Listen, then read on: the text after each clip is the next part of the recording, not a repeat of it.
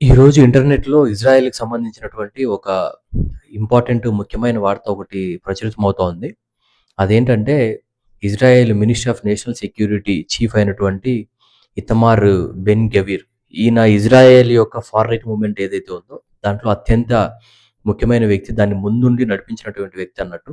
ఆయన అలాగే Benjamin Netanyahu Israel prime minister యొక్క తమ్ముడు ఇద్దరు ఇరాన్ చేసినటువంటి క్షిపణి దాడుల్లో అయితే తీవ్రంగా గాయపడ్డారనేది, లేదంటే అక్కడికక్కడే మృతి చెందారనే వార్త బీబీసీ లాంటి కొన్ని ప్రపంచ ప్రఖ్యాత మీడియా హౌస్‌లు, అలాగే ఇజ్రాయెల్‌లోనే కొంచెం ప్రఖ్యాత ఇంటర్నెట్ మీడియా హౌస్ అయినటువంటి ఇజ్రాయెల్ న్యూస్ లైవ్ అనేటటువంటి యూట్యూబ్ ఛానెల్ గూడా ప్రచారం చేస్తూ వస్తుంది ఈరోజు పొద్దున్నుంచి. దీంతో పాటు ఇంకో 2 రూమర్‌లు గూడా నడుస్తున్నాయి. అదేంటంటే, ప్రపంచంలోనే అత్యంత బలమైన ఇంటెలిజెన్స్ వ్యవస్థ ఏదైతే ఉందో మొస్సాద్, దాని యొక్క చీఫ్, అలాగే ఇజ్రాయెల్ మినిస్ట్రీ ఆఫ్ డిఫెన్స్ యొక్క చీఫ్, వీళ్ళిద్దరూ గూడా ఇరాన్ యొక్క క్షిపణి దాడుల్లో గాయపడ్డారనేది, లేదా మరణించారనేది. ఈ న్యూస్‌కి ఇంకా ఎటువంటి అఫీషియల్ ధృవీకరణ అయితే రాలేదు. కాపోతే ఇంటర్నెట్‌లో ఇవైతే తెగ చక్కర్లు కొడుతున్నాయి.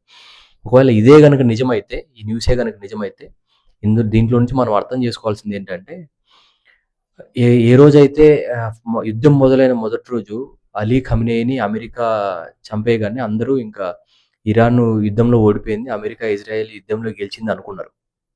కాకపోతే ఇరాను కొంతమంది మేధావులేమో ఇది అమెరికా చంపలేదు, ఆయన తనంతకు తానే బలిదానం చేసుకున్నాడు. ఎందుకంటే తన యొక్క దేశాన్ని ఒక్కటిగా చేయడానికి, ప్రపంచం దృష్టినంతా ఇరాన్ వైపు పడ్డానికి, అలాగే తన నెక్స్ట్ తరం నాయకత్వం ఏదైతే ఉందో వాళ్ళు తమకున్న శక్తినంతా ఒడ్డి పోరాడడానికి, ఇన్‌స్పైర్ చేయడానికి ఆయన తనను తాను బలిదానం చేసుకున్నాడనేది ఇంకొక వర్షన్ అన్నట్టు. ఏదేమైనా దీంట్లో నుంచి మనం ఏం నేర్చుకోవాలంటే, ఒక బలమైన డిసిప్లిన్‌తో కూడిన నాయకత్వం గావచ్చు, నాయకుడు గావచ్చు, తనను తాను బలి చేసుకుంటే, బలిదానం చేస్తే, ఆ బలిదానం అనేది ఎప్పటికి వృధా పోదు.